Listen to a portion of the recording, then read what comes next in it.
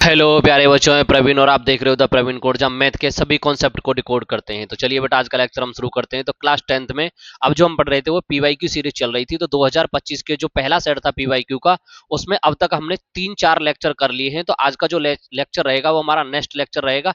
इससे पहले हमने पहले एमसीक्यू करे, फिर 2 नंबर के करे। अभी जो हम करा रहे हैं वो 4 नंबर के क्वेश्चन करा रहे हैं। तो देखिए बेटा, आज का जो नेक्स्ट क्वेश्चन है वो क्या है। और देखो, एक चीज हमेशा ध्यान रखना, ये चीज मत भूल जाना, क्लास 10th मैथ पीवाईक्यू 2025 ये क्वेश्चंस पक्के आएंगे बोर्ड में, इनको देखना बिल्कुल ना भूलें, ये बोर्ड में पक्का आने वाले हैं। देखिए, तो इसमें सबसे पहला जो क्वेश्चन दिया हुआ है, क्वेश्चन नंबर है इसका डी। एक चतुर्भुज एबीसीडी किसी वृत्त के परिगत खींचा गया है, कोई सर्किल है उसके परिगत खींचा गया है। तो सिद्ध कीजिए कि ए बी प्लस के C D is equal to A D plus के बी सी। तो हमें करना क्या है सवाल में, सबसे पहले एक काम कर लेना है, सबसे पहले हमें एक सर्किल बना लेना है। और हमने बना लिया है जी एक सर्किल, और ये एक सर्किल है। अब सर्किल बनाने के बाद, और ये इसका सेंटर हो गया इस प्रकार से ऐसे। अब आपसे बोला गया इसके परितः, परितः मतलब इसके चारों ओर एक क्या बनाया गया है, चतुर्भुज बनाया गया है। और वो किस प्रकार से बनाया गया है वो देख लेते हैं भैया।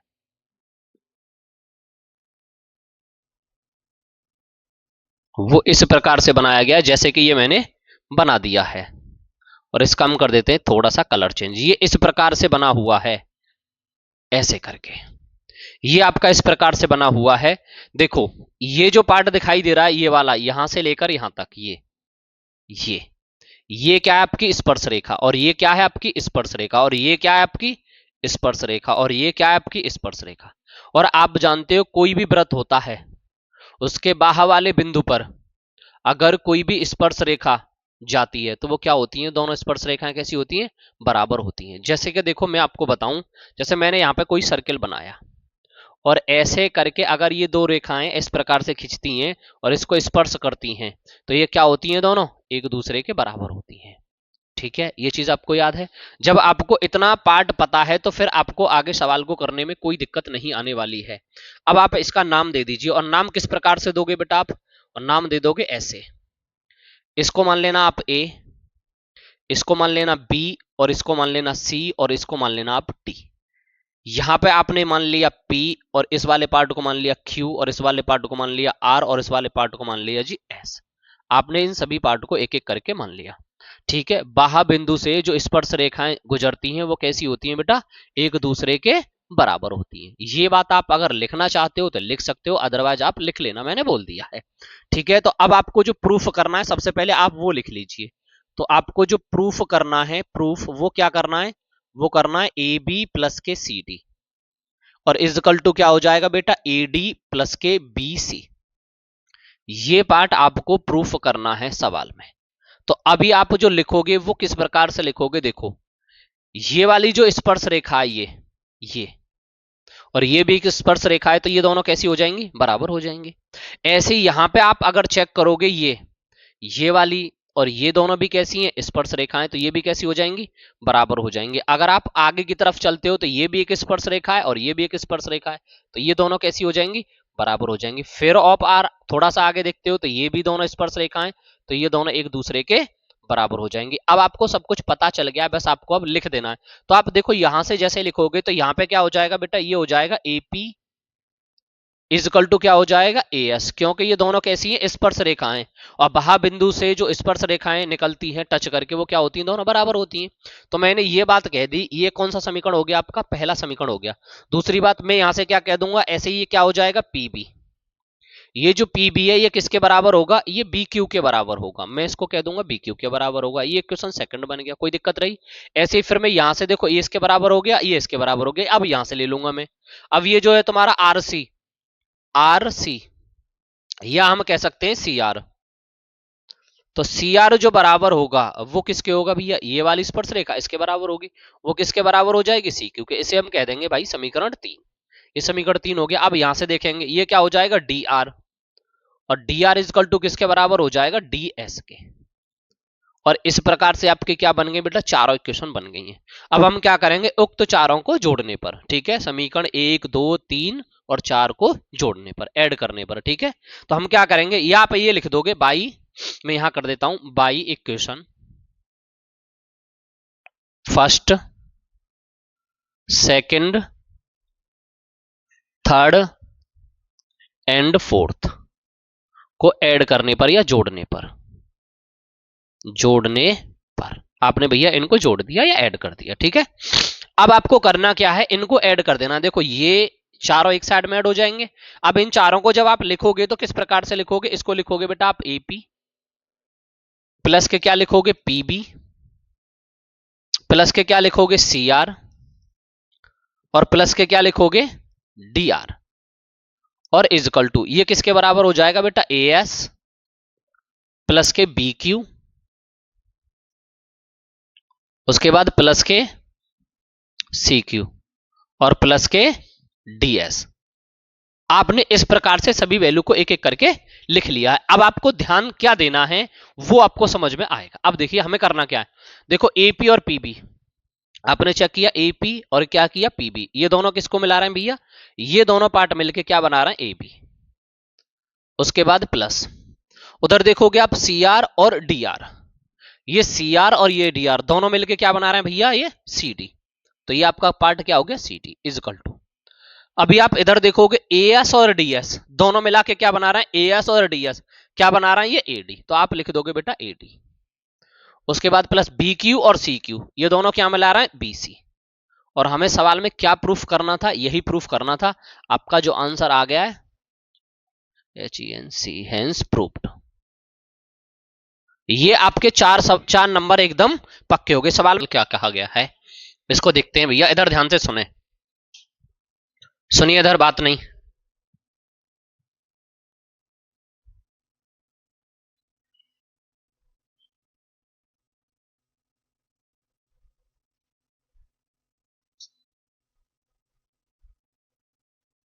देखिए सुनिए ध्यान से,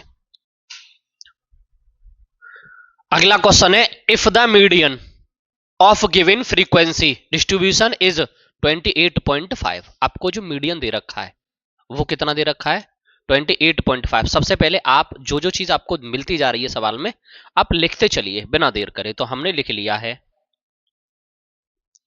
मीडियन मुझे दे रखा था 28.5, तो मैंने मीडियन लिख लिया है 28.5। कोई दिक्कत है सवाल में?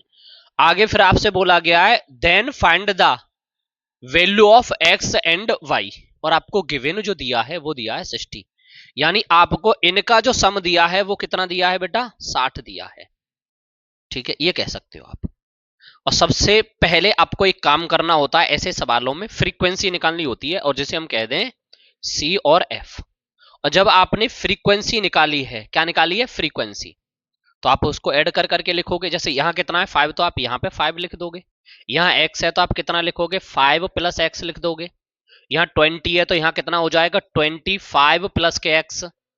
उसके बाद आप 15 जोड़ोगे तो कितना हो जाएगा ये 40 प्लस के x। और जब आप इसमें y जोड़ोगे तो क्या हो जाएगा x प्लस वाई प्लस के 40 हो जाएगा। इसके बाद आप इसे जोड़ोगे तो क्या हो जाएगा x प्लस वाई प्लस 45। और इन सब का जो सम दे रखा है आपको, इन सब का जो सम है वो कितना दे रखा है मेरे भाई 60 दे रखा है। कोई दिक्कत है? तो आप इस वाली इक्वेशन को इस तरीके से नीचे डिफाइन कर सकते हो। इसको आप ऐसे लिखोगे x plus y plus 45 is equal to 60। और जब आप इसे थोड़ा सा आगे और करोगे तो ये निकल के आ जाएगा x plus y is equal to 60 minus के 45। तो आप इसे लिखोगे x plus y is equal to 15 और इसको आप बेटा कह दोगे इक्वेशन नंबर फर्स्ट। कोई दिक्कत है यहां तक आपको? अब उसके बाद आपको क्या क्या निकालना पड़ेगा इतना मैंने कर दिया है। इसके बाद आपको n/2 की वैल्यू चाहिए सबसे पहले, और इसको भी छोड़ दो, इसकी भी आपको कोई जरूरत नहीं है। आपको मीडियन दे रखा है 28.5, तो आपको सबसे पहले ये चेक कर लेना है जो क्लास इंटरवल है 28.5 कहां मिलेगा आपको। सबसे पहले आप इतना चेक करें, और जब आप इतना चेक करोगे तो आपको हर सवाल का जवाब मिल जाएगा। तो 20 और 30 के बीच में ही तो आता है भैया 28.5। क्या मैं आपसे एकदम सही बात कह रहा हूं ये वाली बात? तो आपको ये वाली बात पता चल गई। इसका मतलब ये जो वैल्यू है ये वैल्यू आपकी किसकी है भैया एफ की। और अगर इधर की बात की जाए तो एल बराबर यहां से आपको कितना दिखा जी 20 दिखा। और इससे पहले जब वाला पार्ट आप चेक करोगे तो ये क्या होता है मेरे भाई, CF। आपको ये चीज मीडियन से पता चल गई। अगर आपको मीडियन नहीं पता है तो फिर आप क्या करते, तो फिर आपको क्या पता होना चाहिए, n। और n कितना पता है आपको, कितना है बेटा, 30 है। कितना है, 30 है। तो आप क्या करते, 30 चेक करते तो किस में आता, तो 30 किसके अंदर आता भाई, ये तो ज्यादा चला गया तो इसके अंदर ही आता, तो इससे पहला हो जाता। आप ऐसे भी कर सकते थे। अब आपको किसकी जरूरत है, मीडियन के फॉर्मूले की। अब मीडियन का फॉर्मूला क्या होता है भैया, मीडियन बराबर MEDIAN, मीडियन। और मीडियन बराबर जो आपका फॉर्मूला होता है वो आपको थोड़ा सा याद होना चाहिए। अब फॉर्मूला क्या होता है, ये होता है L plus N/2 minus CF और अपन F और मल्टीप्लाई बाई। अब देखिए हमारे पास L है, N/2 है, CF है, F है और H नहीं है।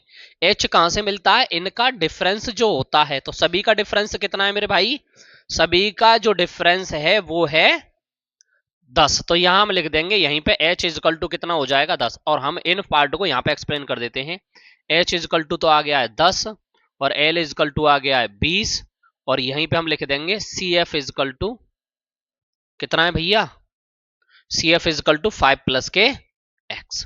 अब हमें सारी वैल्यू एक एक करके पता चल चुकी हैं। अब हमें करना क्या है, सवाल को सॉल्व करना है। और यहां पे हम लिखेंगे L की वैल्यू कितनी है मेरे पास, 20। तो मैंने 20 लिख दिया।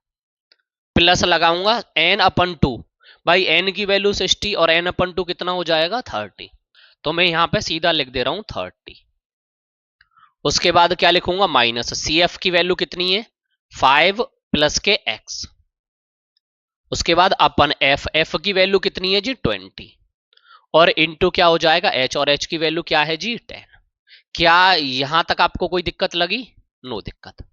अब मीडियन की जो वैल्यू दे रखी है आपको, वो दे रखी है 28.5। इस 20 को मैं इधर लेके चला गया तो किसका पहुंच गया भाई, ये माइनस का। इसमें से जब मैं इसको सॉल्व करूंगा तो ये बनेगा 30 माइनस के 5 और माइनस के x और अपन कितना हो जाएगा 20 multiply by 10।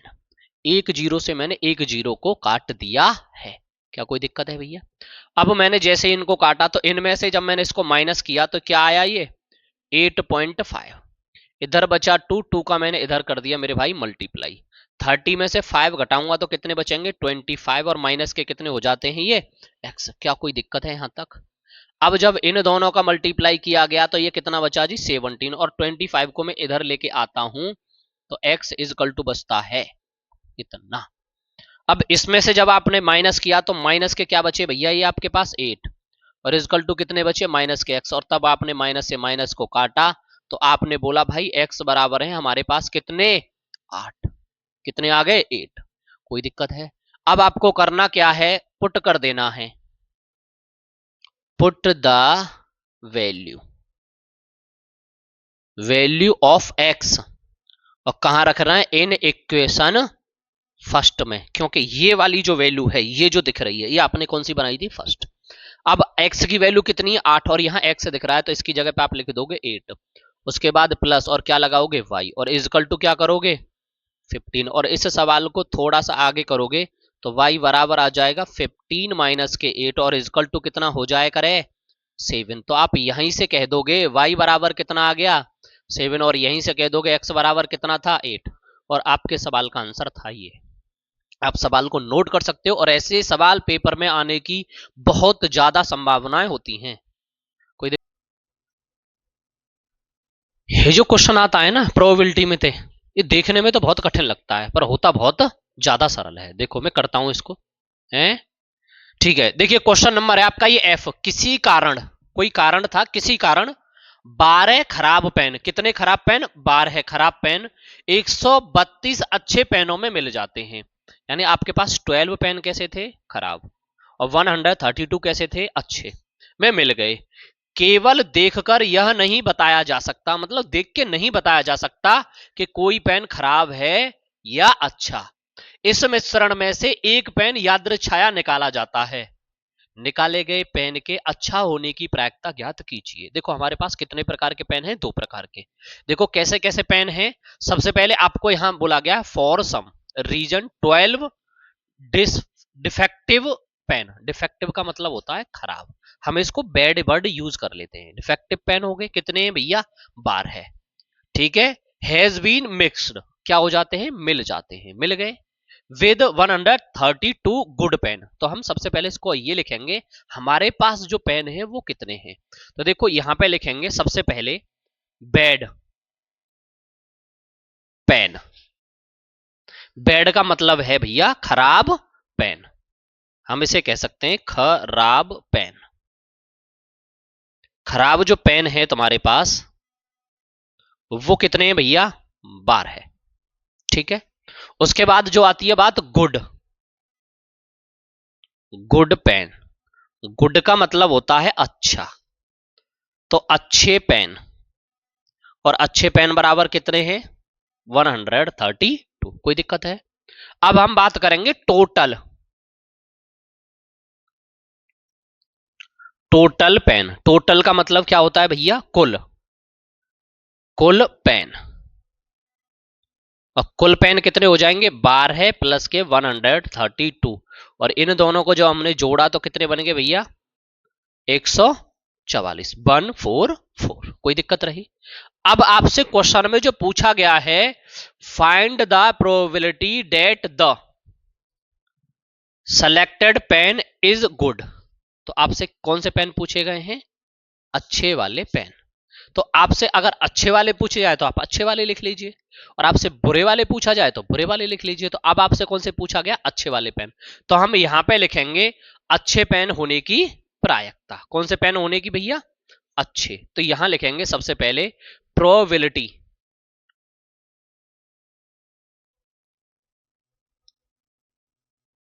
Probability that the selected pen, या हम कहेंगे, इतना डीपली नहीं लिखते इसको, हम सीधा लिख लेते हैं। प्रोबेबिलिटी किसकी पूछ रहा है भैया, गुड पेन की। कौन से पेन की, गुड पेन की। ठीक है। प्रोबेबिलिटी जो पूछ रहा है वो गुड पेन की पूछ रहा है, यानी कौन से पेन की, अच्छे पेन की, अच्छे पेन। तो आपके पास टोटल कितने थे भैया, 144। अच्छे कितने थे, 132, और अपन कितना हो जाएगा, 144। अब आप इसको काट दीजिए, कितने से कट रहा है भैया, ये मैंने आपको काट के दिया। सबसे पहले ये 2 से काटा, तो कितने बार कटा, फिर 2 से काटा, कितने बार कटा, इतने बार। फिर मैं इसको 2 से काट सकता हूं, तो कितने बार कटेगा, 3 और 3, और ये कितने बार कट जाएगा, 36। अब मैं इसे किससे काट सकता हूं, 3 से, 1 1, और क्या आ जाएगा, 1 और 2।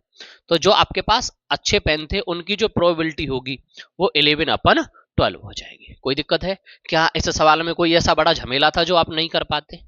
अगर इसी सवाल में आपसे बेड पूछ लेता, तो बेड कितने थे आपके पास, 12, तो 12 बटे कितना हो जाता, 144। ठीक है, नोट कर लीजिए आप सवाल।